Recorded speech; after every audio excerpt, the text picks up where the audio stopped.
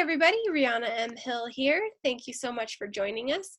I'm here having breakfast, interviewing the wonderful Victoria, who is the founder of Bright Coral Creative, a digital marketing team focused on creating all things visual, primarily video, photo, social, and web content.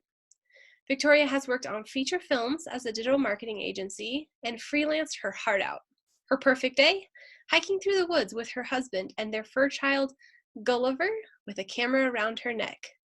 You might see Gulliver in the background here at some point. Oh, wonderful. Dogs are almost always a very welcome guest appearance on these. I call him my CFO, my Chief Furry Officer. Wonderful. Those are the best. Perfect. So hello, how are you today? I am doing just well. How are you? Doing good. Enjoying this new year, kicking off 2020 with a good start.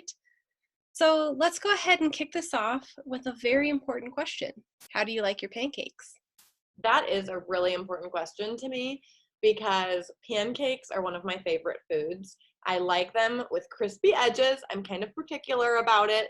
And my favorite pancakes lately have been pumpkin pancakes from Trader Joe's. They're just really good. Throw some pecans in there, and yeah, they're the best. It's like fall on a plate. That sounds absolutely phenomenal. It really is. Cool. So tell us a little bit about who you are. What makes you, you? Oh, what a tough question. I think that that's constantly changing, which is a good thing. Growth is important. But I think the consistent thing would be creativity. And without that trait, I just don't think I could do any of the things that I love to do. I remember I had a second grade teacher that made a little bear thing for each student. And I remember all the paws had traits on them. And I remember I was most excited when I saw that she said I was creative. And so that must have been something that for some reason that has always stuck out to me. Absolutely. It's wonderful when other people recognize things that we recognize in ourselves. It's a good feeling. Yeah, it was validating. Yes, exactly. Validating. Wonderful. Well, with the creativity, I guess that moves right nicely into the next question, which is tell us a little bit about your business. So Bright Coral, we specialize in visual marketing. So video production, photography, making all of your digital visually cohesive. And the goal is, of course, to make it stunning and to stand out. That's kind of the idea of the Bright Coral, is that you want it to really stand out because there's tons of noise and we're bombarded with it all the time. So just trying to make all of our clients kind of stand out above the others. Absolutely. That bright coral brings a good imagery of indeed something that stands out in the blue water. Yeah. And since I'm landlocked here in St. Louis, it keeps me feeling like I'm on a tropical island. Oh, definitely. Enjoy those long snowy days with a little bit of warm pictures. Wonderful. So tell us a bit more about how this began. So I actually did not plan on starting a business. I realized that Bright Coral was something that just took its own shape all on its own. And it was what I was doing. It just didn't have a brand or a name behind it or a website or all of those critical marketing features. I had been freelancing ever since college, and kind of the core of the business was just that, like the freelancing, the video production. I'd really been into photography since grade school, a lot of animals and kind of more artsy stuff when I was younger. And then I got into video production in high school and kind of did the whole figuring it out in college thing where I wanted to be a news anchor, thought I could be the next Veronica Corningstone. And then in college, I started to do more nonprofit work. And I completely fell in love with that type of video work where you're working with these passionate small businesses or nonprofits or entrepreneurs. And I just really get energized from the passion behind others. Absolutely. And how wonderful you can take something that you've loved from your childhood and turn it into your livelihood now. Yeah, yeah, it's kind of funny because sometimes when we take our hobbies and make them our work, it can be hard to go back to doing it for a hobby. Yeah. So I have to constantly remind myself to take those times for myself to just enjoy my hobby, because there's pretty much no moment when you're running a business where you don't have anything that you need to be doing. So Oh yeah, that's the truth. yeah, so it can be kind of tricky, but I have some goals. 2020, I got my new passion planner. This is my baby. So I have some goals to do a little bit more hobby oriented video and photo work. That's a great point, and I'm very glad you brought that up because a lot of us do start a business because for one way or another we really love something and it kind of ends up in that way. Then we forget to do it just for the sake of loving it. So I'm really Mhm. glad you brought that up. I think that's something that a lot of people can relate to. Yeah, yeah, you got to keep that love. Yes, yes you do. So, what has been your favorite memory in your business so far? So, I mentioned that I love working with animals, Yes. and one of my favorite memories so far has been my work with the Endangered Wolf Center here in St. Louis. I also worked with the Colorado Wolf and Wildlife Center. So, a lot of canids in my world. And I sometimes call my dog, if you ever see him, I don't know where he is. I call him my baby red wolf sometimes. Oh, um, but yeah, I've always just had that love of animals, and there's something really special to me about capturing video and photo of endangered species. Even as a kid, I remember I would always read about extinct animals or endangered animals. I was obsessed with the rainforest. So being able to work with some of these animals that could go extinct in our lifetime, we're working really hard so they don't, but it's very rewarding to be part of that education. A lot of times I feel like I'm this kind of one step removed from actually making an impact. I know I am in my head, but it's like I'm oftentimes filming the people that are doing the impact, like the real front lines. But it's neat to be able to be a part of that. absolutely. Yeah, kind of like making a donation or something. You're a piece that helps make the whole puzzle possible. Yeah, yeah. Sure. That's very cool. So what does being a business owner mean to you? Hmm. I think that having freedom, like you can see right now, I'm working from home. So freedom is really important to me, and it's not just about like waking up whenever I feel like it, or like sometimes I work at night because I find that I'm just more creative at night, and I just get stuff done between the hours of like 7 and 10 Sure. p.m. But I think that it's the freedom to do what you're best at, and there's a lot of companies, and I know I've worked for companies where you're kind of in that like productivity robot kind of role where it's like you can't really do what you're best at because you're either told to do something else, or I don't know. It's just, to me, being able to do what I'm best at, it feels kind of selfish at times, but then I remind myself that it's really not. It's being able to do my best work, and that's going to end up making my clients a lot happier when I'm happy and doing what I love. Sure, absolutely.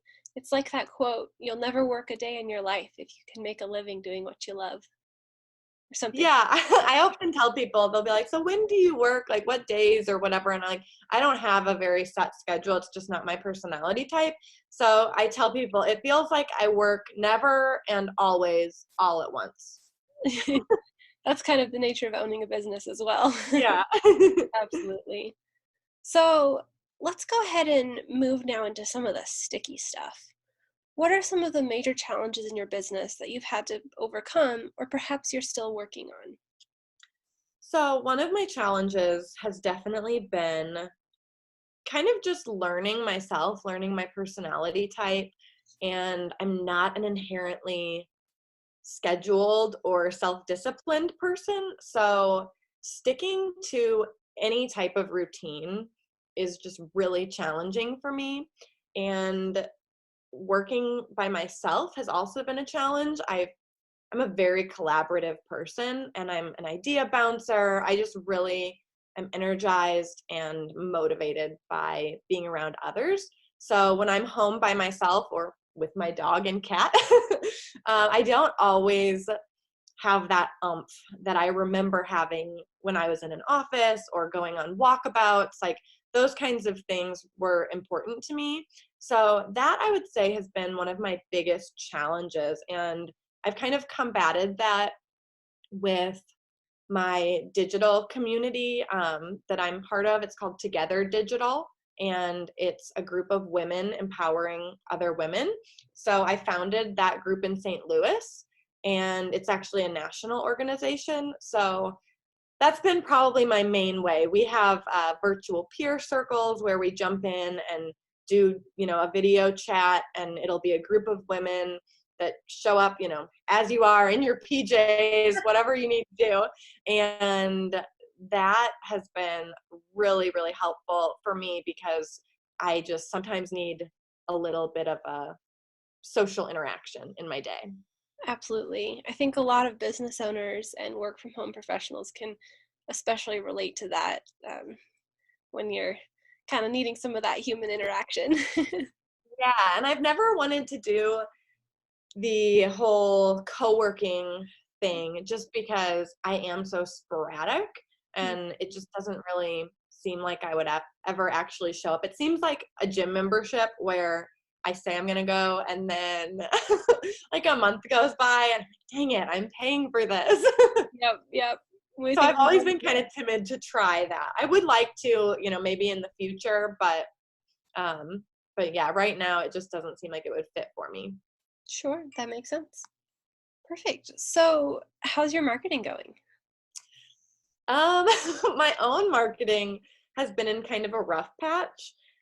What is that phrase about the cobbler's kids in their The shoes? cobbler's son has no shoes. Yes. Yeah. I'm terrible with idioms, but that's it. That is my total problem. I'm in a little bit of a transitional phase for Bright Coral, and I'm hoping that having some extra teammates that I'm bringing on will help me get back on track with that. And right now I'm actually reading the Story Brand book. Oh, it's right here. This book. Have you read this book? Story Brand by Donald Miller? I have not, but I'm reading this right now. Yeah, I'm kind of into it right now. I'm only like this far, so I still have a ways to go, but I think that that'll help me. I think what I've been struggling with is because my business is so varied and I have such different clients, it kind of makes me feel like my own branding can't be cohesive. And I'm hoping that this type of framework of the way that this lays it out will help me work through that, because it's like one week I'm filming wolves, the next week I'm filming custom homes, and it's like I feel like if I post all of that and share that with my followers, it's going to result in confusion. So I think I've been a little stuck on that lately. Finding that brand identity, that can definitely be a challenge. Mm-hmm. Yeah, because it's like I know what it is and who I am, but I think, there's just so much going on when we scroll, and being in marketing, we know the power of visuals and all of that. So it's like, I want people to understand and not get confused. Absolutely. That makes a lot of sense. Very cool. Well, shifting gears here a little bit, let's talk about some of your first jobs. What were some of these first jobs that you had, and did those help you in any way? Oh, my first jobs. They were pretty rough. So my first ever job, I didn't even mean to get it. Like I walked in with my friend to get her paycheck, and I walked out with this job I didn't want. And then I didn't know how to quit. I was like too timid to quit. that was at this like little kid bounce house. And it was called Monkey Joe's, and it's like where parents take their kids to bounce around in these big inflatable things. Okay. Oh my goodness, just awful. I hated every minute there.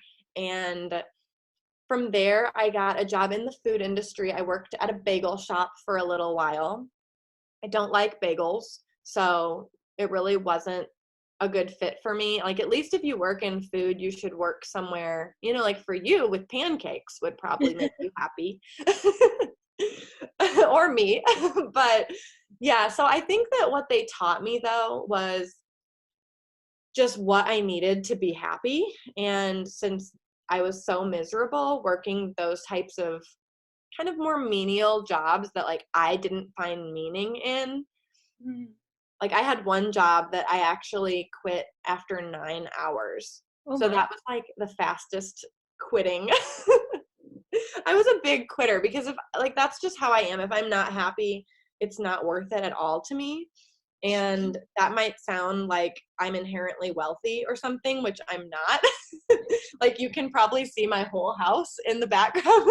It's pretty small, but yeah, I'm not like a inherently wealthy person that can really afford that kind of mentality of like that I have to be happy doing what I'm doing. So it was kind of problematic for a little while, but I've learned over the years that when I care about what I'm working on, then I have a great work ethic, and it just is a matter of having that passion behind me that gets me going. Absolutely. That makes sense with the creative and the entrepreneur elements. Yeah. Very, very difficult to work a traditional job when you have that personality. Yeah. Absolutely. Yeah. I imagine I was a pretty bad employee especially for the 9 hours. I think most of it was actually getting drug tested. Oh, And then after that, I like sat down at the desk. I was like, this doesn't feel right. that makes sense. Well, you didn't waste time, and now you're where you want to be. That's wonderful. So, with that in mind, knowing what you know now, what's some advice that you would give someone who's just getting started, or perhaps what's something that you wish you knew when you first got started? I think getting started, at least for myself, I know you can get really hung up on creating that perfect brand identity. And clearly, I'm like 3 years into business, and that brand identity is evolving and adapting and changing. So I think advice I would give, and it's advice that I have given to some of my friends that have started businesses, is just to not let perfection kill your productivity. Because if you're so focused on making your Instagram grid look perfect or making your website absolutely perfect before you launch, I think that it can really take too much time and kind of limit you in a way, that type of perfectionism. And I'm not really a perfectionist, so maybe that's easier said than done. But I think that when you lose sight of like that need to adapt, it's like if you create that perfect website or that perfect brand, and then say a year from now, you've evolved further than that, or you're expanding your services. I just think that it's kind of a slippery slope. So that's probably my biggest thing about getting started, is just don't let perfection be the enemy of productivity. Absolutely. There's a lot of importance in taking action and figuring it out as you go. Yeah. Sure. So, what do you think is a unique skill that you have that makes you successful? Hmm. I don't know if this is exactly a skill, but I would say having a collaborative spirit, I think, has made the biggest impact in my business. And since I'm in a creative field, I think I get on Instagram every day and I see amazing photographers, amazing videographers, and having that kind of collaborative spirit where you're not threatened by your competition, you're inspired by them and you're wanting to collaborate with them, Mm-hmm. has really positively impacted my business. I collaborate with my competition all the time. Yeah. we call each other up and talk about our challenges. We share our finances. I mean, the whole 9 yards, because especially as women in an industry that is traditionally dominated by men, and especially with film and marketing, I think that finding, with my Together Digital chapter, for anyone, any women business owners getting started in digital, I would definitely recommend checking it out in your city. It's a national organization, so there's chapters everywhere, and there's also Cloud City. Okay. So I brought that to St. Louis because I really wanted that community and that kind of collaborative spirit to be kind of more than just me doing it. There's certainly more people that feel that way, but I think when you're part of a community like that, where you're just all there for each other and trying to empower each other, it really just changes the whole kind of dynamic of a city, of a community, which is really cool. Absolutely. It's that whole concept about ships rise together when the tide comes in. Yeah. Yeah, that kind Yeah. of spirit.